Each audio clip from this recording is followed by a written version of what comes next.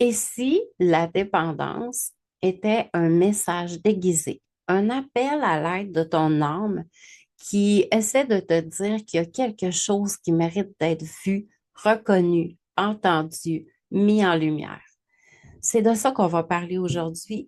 Je vais vous donner à la fin du live trois étapes, trois pépites pour transformer la dépendance en quelque chose de plus sain, de plus spirituel, de plus lumineux. OK? Je vais me présenter, je m'appelle Annie Allard, je suis coach et mentor en éveil de conscience et en résilience. Ce que je fais concrètement, c'est que j'aide les femmes, les hypersensibles, les dépendantes en rétablissement. J'aide les femmes qui veulent prendre soin d'elles, qui veulent apprendre à se connaître en profondeur, qui veulent avoir une transformation profonde et durable dans leur vie parce qu'elles sont écœurées de porter le poids de leur vie, de leur passé, de fardeau passé, de la honte, de la culpabilité, du ressentiment, de la colère, beaucoup de tristesse aussi dans un passé qui peut être douloureux. Donc, je les aide à faire le pas. On fait ça étape par étape dans mon programme Pop-up, mais j'apporte du contenu de valeur pour pouvoir partager quelques pépites, justement, du programme. Donc, on y va avec ça. On a parlé de dépendance. J'ai envie de vous poser la question, à quoi vous êtes accro aujourd'hui? À quoi, ce serait quoi, mettons, les dépendances? Quelles seraient les dépendances qui sont là dans votre vie présente et qui vous apportent du trouble, qui vous apportent des problèmes, qui vous apportent des problèmes de comportement, des pensées malsaines, des pensées d'échec, des pensées de culpabilité, de honte, de colère, de ressentiment. J'ai envie de vous demander ça. Est-ce que vous êtes accro à une pensée en particulier? Je ne sais pas, moi, vous pensez à une personne de votre passé, puis cette pensée-là vient tout chambarder dans votre monde intérieur. Cette personne-là accapare tellement vos pensées que vous en êtes obsédé. C'est une obsession de penser à elle à tous les jours, aussitôt que vous vous levez, quand vous allez vous coucher, au fur et à mesure que vous passez à travers votre journée, vous pensez à cette personne-là, ça vous nuit énormément. Ça peut être une émotion aussi. Moi, je vais vous donner un exemple avec moi. Moi, j'étais une accro aux émotions fortes avant. J'avais de la colère en moi, puis cette colère-là s'exprimait de manière très malsaine. J'ai appris avec le temps à la transformer en colère saine. Je reste plus fâchée pendant 2, 3 jours. Je fais pas autant, j'ai pas autant de comportements destructeurs par rapport à la colère. J'ai essayé beaucoup de la refouler, de la nier, de la geler, cette colère-là. Je la gelais par des substances, par de la consommation. Ensuite de ça, ça peut être une substance comme de la drogue, ça peut être de l'alcool, ça peut être aussi de la médication qu'on va prendre de façon abusive. On a des médicaments prescrits, mais on en abuse. On en prend 2, 3, on finit la fin du mois, il nous manque de médication pour terminer la fin du mois. Ça peut être un problème aussi. Dépendance au jeu, faire du jeu compulsif, hein. On est toujours sur des applications, même s'il n'y a pas d'argent en jeu, c'est comme l'appât du gain quand même qui est là. Puis, ça devient une obsession. Ensuite de ça, ça peut être des achats compulsifs. Des achats compulsifs sur Amazon, ou quand on sort, on va magasiner, on est dans des centres d'achat, on compulse sur n'importe quoi, puis on se crée des besoins. On se crée toujours des besoins. Puis ça, qu'est-ce que ça vient combler? C'est ça qu'on va tenter d'aller voir, d'aller explorer dans le live. Ça peut être aussi la dépendance affective. On est accro à une personne en particulier. On l'aime tellement, puis on cherche toujours à soutirer, on cherche toujours à soutirer plus d'amour de cette personne-là parce que peut-être on manque d'amour envers nous, puis on a besoin de combler notre vide affectif, notre vide d'amour par l'amour des autres. Puis souvent, ce que ça va faire, ça, c'est qu'on va se retrouver tellement déçu parce que l'amour des autres, des fois, n'est pas sain, n'est pas selon nos attentes. Puis plus on a des attentes, plus on est déçu dans la vie. Je ne sais pas si tu as remarqué, mais plus tu as d'attentes, plus tes attentes ne sont pas comblées, plus tu es frustré, plus tu es en colère, plus tu as du ressentiment contre les personnes. Puis tu te demandes pourquoi tu ne reçois pas autant d'amour, l'amour que tu aurais de besoin. Fait que je vous invite à prendre un moment de réflexion pour penser quelle est ma dépendance en ce moment. Est-ce que j'en ai plusieurs? Est-ce que c'est la caféine, le chocolat, les chips, les biscuits? Ça peut être n'importe quoi. Si je te demandais de t'en passer pendant un mois, si je te disais, tu mangeras plus jamais de chips, tu mangeras plus jamais de biscuits, à quoi tu penses? C'est quoi ta pensée? Si je te coupais de la personne que t'aimes d'amour, que tu es accro, si je te coupais de elle, là, maintenant, à quoi tu penserais? Comment tu te sentirais? Est-ce que tu te sentirais vide? Encore plus vide que le vide que tu avais? Ça, c'est une bonne question. Puis, je suis très bonne pour faire des prises de conscience. C'est une de mes forces, une de mes spécialités, justement, c'est de faire des prises de conscience, d'amener à des questionnements profonds pour aller déterrer les racines, les mauvaises racines qui sont là dans nos vies pour pouvoir aller semer du meilleur après, des meilleurs grains. Fait que voilà, je vous pose la question, on va prendre un petit moment. Écrivez-le, prenez-vous une feuille, un crayon, écrivez. Écrivez, l'écriture, ça va vous permettre de mettre en conscience des choses. Puis, il faut se rappeler aussi hein, que la première étape d'une transformation profonde, c'est justement la mise en lumière. C'est d'amener en conscience qu'est-ce qui était inconscient. Et si on se posait la question, quelle est la racine de ma dépendance? C'est quoi la source de ma dépendance? Qu'est-ce qu'elle essaie de me dire? C'est quoi le message caché derrière cette dépendance-là, au niveau émotionnel et au niveau spirituel? Donc, au niveau des émotions, est-ce qu'il y a une émotion, un type d'émotion que tu as, est-ce qu'il y a une émotion que tu as refoulée avec le temps? Que tu as refusé de vivre, que tu refuses de vivre, que quand cette émotion-là se présente, tout de suite, tu vas essayer de la camoufler, de l'engourdir, de la geler avec du divertissement, avec de la nourriture, avec une substance quelconque. Ça peut être une blessure liée au passé, hein, à propos du rejet de nos émotions. Quand, je vais vous donner des exemples. Quand tu étais jeune, admettons que quelqu'un te dit que tu étais une braillarde, que tu devrais arrêter de pleurer tout de suite parce que il faut que tu sois forte. Il faut que tu sois forte devant les gens. Là, on sort, là, on se prépare à sortir. Je veux pas te voir brailler devant tout le monde, là. Euh, Puis pour te faire prendre en pitié, là. Fait que sois forte. OK. Fait que là, toi, tu as associé que pleurer, c'est d'être braillard, puis c'est d'être faible, puis c'est d'avoir pas de colonne. Fait que si tu as associé ça, ça peut arriver très fortement, ça peut arriver très probablement que tu as refoulé, que tu t'es empêché de la vivre, que tu as de la misère à verser une larme, que tu mets le masque de la femme, que tu mets le masque de la femme forte quand tu sors pour qu'on ne voit pas une tristesse que tu peux cacher. Tu aurais envie de pleurer, mais il n'y a rien qui sort. Tu l'as complètement gelé, cette émotion-là. Ça peut être aussi la colère. Quand tu étais en colère, tu avais l'impression que le monde te rejetait dans le passé, que le monde n'acceptait pas cette colère-là. Donc, si les autres ne l'acceptent pas, ça veut dire que moi non plus, je ne devrais pas l'accepter. Donc, je devrais arrêter de me mettre en colère parce que si je me mets en colère, je perds l'amour de mes proches. Ils me rejettent, ils me mettent de côté, ils m'ignorent. Donc, je ne devrais pas avoir cette colère-là. Puis pourtant, cette colère-là, plus tu vas essayer de la geler, de l'engourdir, tout va bien aller. Quand tu es en consommation, tu n'en as pas de colère, tu es funny, puis là, tu vois que le monde il t'aime plus parce que tu as une belle attitude, tu as une belle énergie quand tu es en consommation. Fait que toi, ce que tu vas faire, tu vas la geler, cette colère-là que tu peux avoir en toi. Au lieu de l'accepter, au lieu de la mettre en lumière, de te dire, elle fait partie de moi.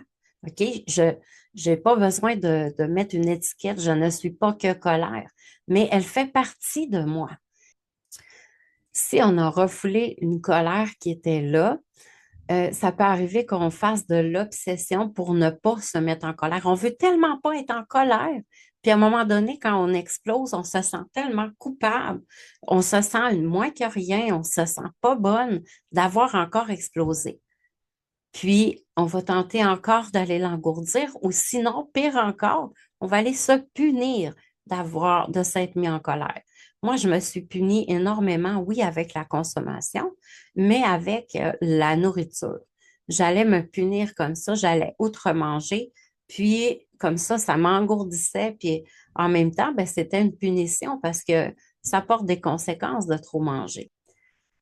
OK, une autre chose que je veux apporter, c'est que si tu sens un vide intérieur, un manque d'amour, ça peut arriver que tu es comme dans un désespoir et tu cherches à le remplir par quelque chose, par une personne, par une substance. Tu vas chercher à combler le vide que tu as en dedans. Est-ce que tu es déjà allé explorer c'est quoi ce vide-là? Il provient de où? C'est quoi la faim et la soif que j'ai de vouloir toujours aller consommer? Puis souvent, ça va être de plus en plus. Ce ne sera pas de moins en moins la consommation, hein, la dépendance, ça peut aller de pire en pire. Donc, tu cherches à remplir quoi? Qu'est-ce qui est vide à l'intérieur de toi? Il y a des pensées aussi comme je ne dois pas me mettre en colère, sinon je suis rejetée. On m'aime pas si je suis en colère. Je ne dois pas pleurer parce que je passe pour une faible, pour une pas de colonne, pour quelqu'un qui est molle. Je ne dois pas me plaindre parce que je ne dois pas me plaindre, sinon je vais passer pour une victime. Fait que je dois pas me plaindre, je dois garder tout pour moi, je dois pas parler de qu'est-ce que je vis à l'intérieur, je dois garder ça pour moi absolument, sinon je vais passer pour une victime, puis je vais faire fuir le monde. Ça peut être aussi, ben, quand tu consommes, tu t'es peut-être fait dire dans le passé que quand tu consommes pas, ben, t'es plate. T'es plate dans ta vie, euh, t'es pas funny. Ça peut même aller jusqu'à t'es plate au lit, tu t'abandonnes pas, t'es pas cochonne, hein? Il y a quelque chose de même qu'on peut se faire dire. Tu t'abandonnes pas, t'es pas cochonne, t'as pas de fantasme. Fait que là, dans ce temps-là, qu'est-ce que tu vas faire? Tu vas consommer pour pouvoir apporter à l'autre ce côté que lui cherche, même si toi, c'est pas ton besoin. Si t'es pas une femme qui est hyper sexuelle, si tu te préserves, si toi, dans ta vraie nature, euh, t'es pas du genre à vouloir faire l'amour par 3, 4 fois par jour, 3, 4 fois par semaine, ben ça peut arriver que tu viennes faire un crash entre quitter et qu'est-ce qu'on attend de toi. Puis ça fait mal. Ensuite de ça, je me sens pas aimée, je me sens tellement pas aimée, je me sens tellement vide, puis moi non plus, je m'aime pas. Donc, je vais chercher cette sensation d'amour-là ailleurs. Je vais la chercher peut-être dans le regard des autres. Je sais pas, ça peut être à l'épicerie, je vais faire l'épicerie, puis là, j'essaie de détecter toutes les personnes qui vont me regarder. Euh, je vais dépendre du regard de l'autre pour me sentir remplie. Si j'ai pas le regard de l'autre, si je n'ai pas le regard de l'autre, ça peut arriver que je me pose la question si on m'aime. Et l'amour, ça part de soi. Et le plus grand amour qu'on peut avoir, c'est l'amour de Dieu. Cet amour-là est le plus saint qu'aucun être humain ne pourra te donner, ne pourra t'apporter. Et tout ça, toutes ces pensées-là vont venir apporter un fardeau supplémentaire dans ta vie, vont venir s'amplifier avec le temps, avec les années. Tu vas porter de plus en plus de honte de qui tu es, de honte, de culpabilité aussi, de culpabilité de ne pas être à la hauteur des attentes des autres, de pas réussir ta vie comme tu pensais que tu allais pouvoir la réussir. Parce que souvent, le cycle de la dépendance va nous faire tourner en rond, va nous faire stagner à un moment donné aussi. Et un verset que j'aime beaucoup à propos de la vérité, c'est vous connaissez la vérité et la vérité vous rendra libre. Jean 8, 32. OK? Moi, là-dedans, c'est comme si je voyais que de mettre en lumière le mensonge, les mensonges qu'on se raconte, qu'on se fait raconter et qui nous emprisonnent dans la dépendance. C'est comme ça, moi, que je le vois, ce verset-là.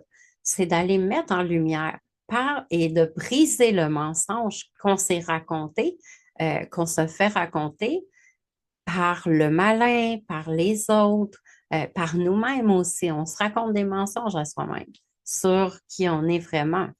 Maintenant, on va faire un exercice. Je vais vous demander d'écrire quels sont les bénéfices. Quels sont les bénéfices? Qu'est-ce que te procure ta dépendance? La substance ou la personne, ça te procure quoi dans ta vie? C'est quoi les bénéfices à la garder? Fait que prenez un moment pour écrire à propos de ça. Quels sont les bénéfices? Qu'est-ce que te procure ta dépendance? La substance ou la personne, peu importe. Qu'est-ce que ça te procure? C'est quoi les bénéfices de la garder, cette dépendance-là?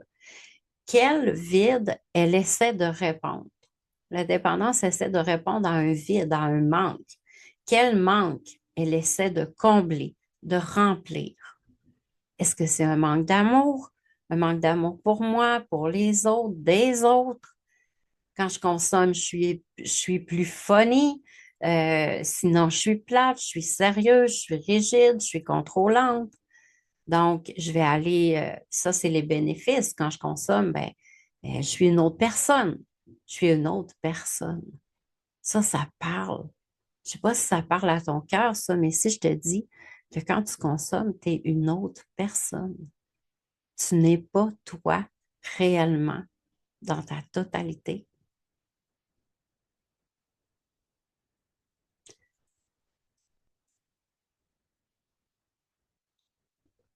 Maintenant, on va arriver à la racine spirituelle. Et si on changeait notre perception de la dépendance, si on la voyait autrement, si on voyait la dépendance comme un appel de notre âme à une connexion ou une reconnexion avec Dieu, si on la voyait comme ça, on changerait notre perception de la dépendance. Au lieu de chercher à combler les vides, les manques d'amour partout, on va aller se reconnecter à Dieu. Peut-être que tu as une blessure de croire en Dieu. Croire en Dieu pour toi, peut-être qu'aujourd'hui c'est difficile parce que tu as des blessures du passé qui sont liées à Dieu, des personnes qui ont fait du tort à d'autres. Ça peut être à l'Église aussi. Et moi, je ne te parlerai pas de religion. C'est pas une histoire de religiosité, c'est de croire en plus grand que soi, une puissance supérieure à nous-mêmes qui peut et qui veut nous aider dans notre rétablissement, qui peut et qui veut nous aider dans tous les domaines de notre vie. Peut-être que tu as la blessure que Dieu, c'est un Dieu punisseur. Il est arrivé des choses dans ta vie, tu as peut-être perdu des personnes, puis tu t'es dit que Dieu était un punisseur, un Dieu vengeur, qui t'envoie des problèmes, des fardeaux, des épreuves, que c'est lui qui t'envoie toute la shit que tu vis en ce moment. Peut-être que c'est ça que tu crois. Il n'y aurait pas il y aurait pas un changement de perception à faire à propos de ça. Dieu n'est pas là. Dieu n'est pas là quand tu as besoin. Dieu n'est pas là quand tu as besoin. Tu t'es peut-être dit ça. Quand j'ai besoin de lui, il n'est jamais là. Il ne se manifeste pas dans ma vie. Je ne le vois pas. Pourtant, je prie, mais il ne se manifeste pas dans ma vie. Et si tu acceptais de changer ta perception de lui? En changeant de perception, tu peux carrément faire un switch de mindset à propos de Dieu. Alors, si tu te disais plutôt Dieu est amour, est-ce que tu crois que Dieu est amour? Est-ce que tu crois qu'il peut être patient aussi? Est-ce que tu crois qu'il peut être bon, grand, qui peut être un refuge quand tu as besoin, qui peut être un phare dans ta vie, qui peut être la lumière que tu as besoin dans ta vie, qui peut être bienveillant, qui peut être guérisseur, qui peut être ton coach, ton mentor, qui peut être un papa aimant, le papa aimant que tu as besoin dans ta vie, qui veut ton bien, qui veut t'aider, qui peut t'aider dans tous les domaines de ta vie. Euh, qui veut surtout que tu te souviennes de qui tu es en lui. Parce que tu es une création de Dieu. Tu es sa création. Donc, si tu es dans sa création, tu es unique, tu es précieuse à ses yeux. Et si tu te voyais comme Dieu te voit, et si tu apprenais à tourner ton regard vers lui, plus que d'attendre celui des autres, celui qui te fait souffrir, que tu dépendes de lui en premier et de ses promesses. Il y a plein de promesses pour toi. Pour l'avoir vécu, cette transformation, ce changement de perception-là, je peux vous dire que ça a fait toute une différence dans ma vie parce que j'ai pu commencer à entrevoir Annie sous d'autres yeux, sous un autre regard, sous le regard de Dieu. Comment Dieu m'aime, comment il me perçoit. Je suis qui à ses yeux? Qu'est-ce qu'il veut pour moi? Est-ce qu'il veut des projets de malheur? Est-ce qu'il veut des projets de paix, d'amour, d'abondance pour moi? De changer cette perception-là, ça m'a beaucoup, beaucoup, beaucoup aidé. La vraie soif, là, la vraie faim qu'on a, là, en fait, c'est la soif de Dieu. C'est une faim spirituelle. C'est une soif spirituelle parce que on est des êtres qui ont énormément besoin d'amour.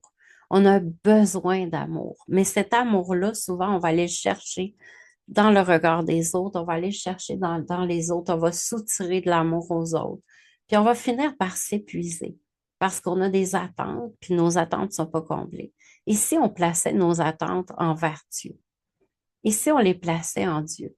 Et si Dieu devenait notre confident, notre plus grand confident?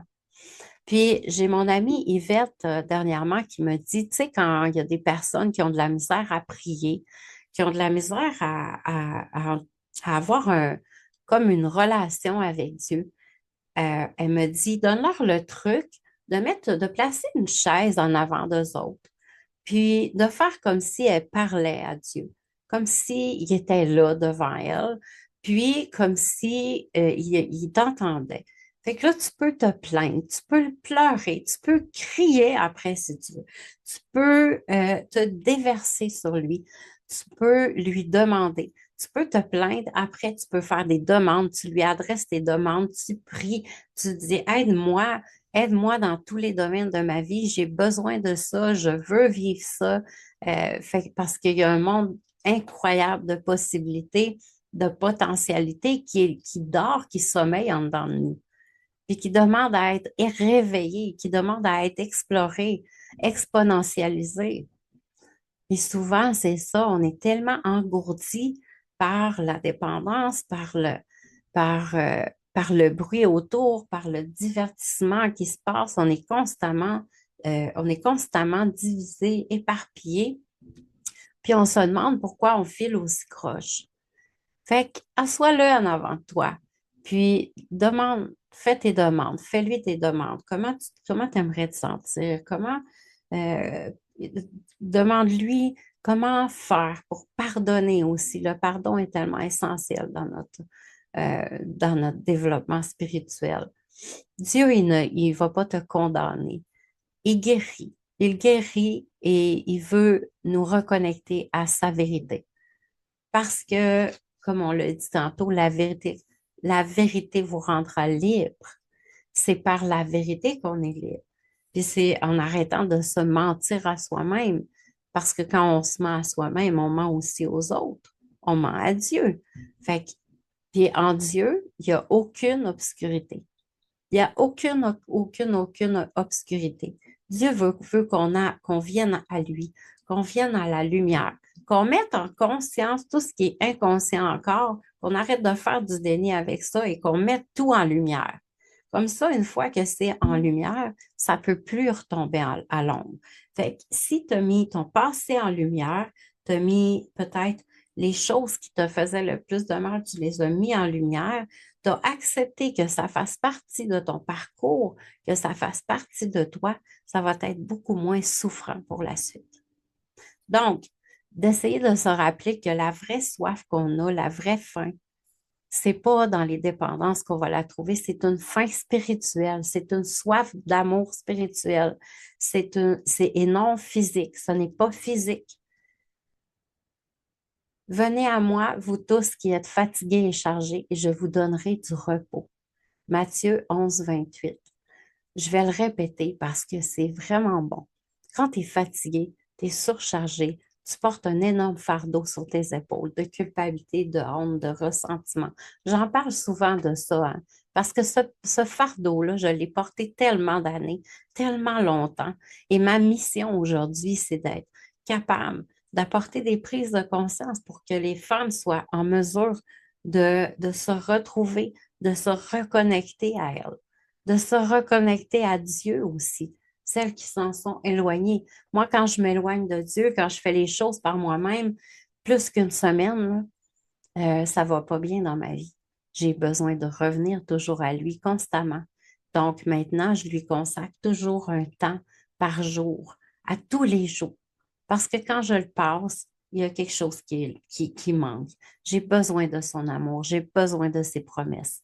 Et puis le fait d'aller renverser les mensonges par des paroles de vérité, ça m'a énormément aidé dans le passé. Je vous invite à le faire. Donc, je répète le verset, venez à moi, vous tous qui êtes fatigués et chargés. Je vous donnerai du repos. Matthieu 11, 28. Quand on remplace la fausse source d'amour et de réconfort par Dieu, la dépendance, elle perd de son emprise. Et c'est tellement vrai. Quand on remplace la fausse source d'amour et de réconfort par Dieu, la dépendance, elle va perdre de son emprise peu à peu. Donc, si tu es prise dans peu importe la dépendance, euh, décourage-toi pas. Garde espoir. Garde espoir puis tourne ton regard vers Dieu. Trois étapes maintenant pour transformer la dépendance en guérison. La première étape, c'est de prendre conscience et d'identifier l'émotion qui est cachée et le vide spirituel qui est là.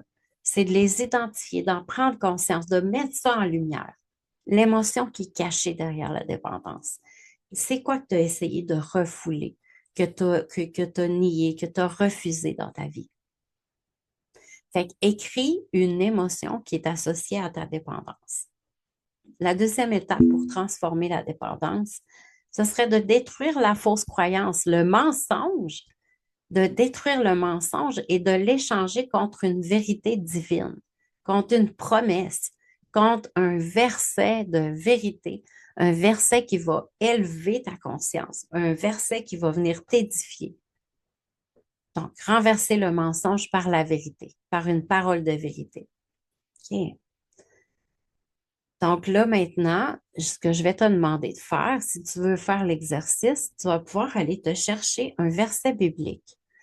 Tu n'es pas obligé de prendre ta Bible format papier. Tu peux aller sur Google et taper, je ne sais pas moi, verset pour vaincre la dépendance, verset manque d'amour de soi, verset euh, pour renverser le mensonge, pour s'accrocher à la vérité. Peu importe comment tu vas l'écrire, et vas-y, parle avec ton cœur, tape ça sur Google et puis il va te sortir une liste de versets et tu prendras celui qui fait le plus ton affaire.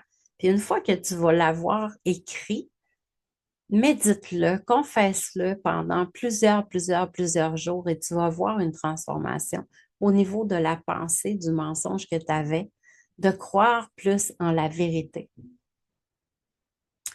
Ensuite de ça, la troisième étape, c'est de passer à l'action, une action spirituelle et à la pratique. Passer plus de temps avec Dieu, se confier, se plaindre à lui, adresser des demandes claires, lâcher prise après hein, sur ce que tu veux parce que tu as déjà tout en toi, mais on demande toujours plus. Fait, tu sais, quand c'est écrit demander et vous recevrez, tu peux demander tout ce que tu veux. Mais de lâcher prise après sur le comment ça va arriver, de ne pas essayer d'avoir le contrôle sur ouais, mais comment je vais pouvoir avoir ça. Laisse Dieu agir dans ta vie. Laisse-le te transformer. Laisse-le transformer la relation que tu as avec lui. Demande-lui, je veux entretenir ma relation avec toi. Comment je peux faire pour me rapprocher de toi? Comment je fais pour que, que tu me remplisses d'amour? Puis je vais terminer avec cette phrase-là d'Yvette, hein, je vais toujours lui remettre à elle, ma maman spirituelle qui était là dans mon cheminement de foi, qui disait, Annie, quand tu manques d'amour, quand tu ressens un vide spirituel, quand tu as faim, quand tu as soif, demande à Dieu, mon Dieu, remplis-moi d'amour. Remplis-moi tellement, mon Dieu. Remplis-moi tellement, tellement que ça déborde. Et puis, tu vas te rendre compte que en méditant cette phrase-là, en la confessant plusieurs fois par jour, même au début, je le faisais plusieurs fois par jour, tu te rends compte qu'il y a des opportunités qui arrivent dans ta vie. Tu prends un peu plus soin de toi. Tu t'aimes un peu plus. Tu te tournes de plus en plus vers lui. Ça devient de plus en plus automatique de lui parler à Dieu, d'avoir une relation, de l'entretenir. C'est important l'entretien, hein. Quand on dit passe à l'action spirituelle et pratique, c'est par la pratique. Ça n'arrive pas une fois, bang, on va avoir tout ce qu'on veut parce qu'on a prié une fois. On s'en est remis à Dieu une fois. C'est constamment, constamment, constamment, constamment parce qu'on n'aura jamais fini d'évoluer. On est en constante transformation, évolution dans nos vies. Donc, on a besoin de quelqu'un de plus grand que nous qui peut et qui veut nous aider dans tous les domaines de notre vie. Donc, je termine ça en disant qu'on doit se rappeler qu'on est humaine, pas parfaite. Notre chemin, notre transformation ne sera pas parfaite. La perfection, elle existe en Dieu. Essayons de viser le progrès plus que la perfection. La perfection, on va la laisser à Dieu. Puis pourquoi Dieu est parfait et nous, on est imparfait? Ben parce que Dieu, il veut qu'on ait besoin de lui. Bye bye.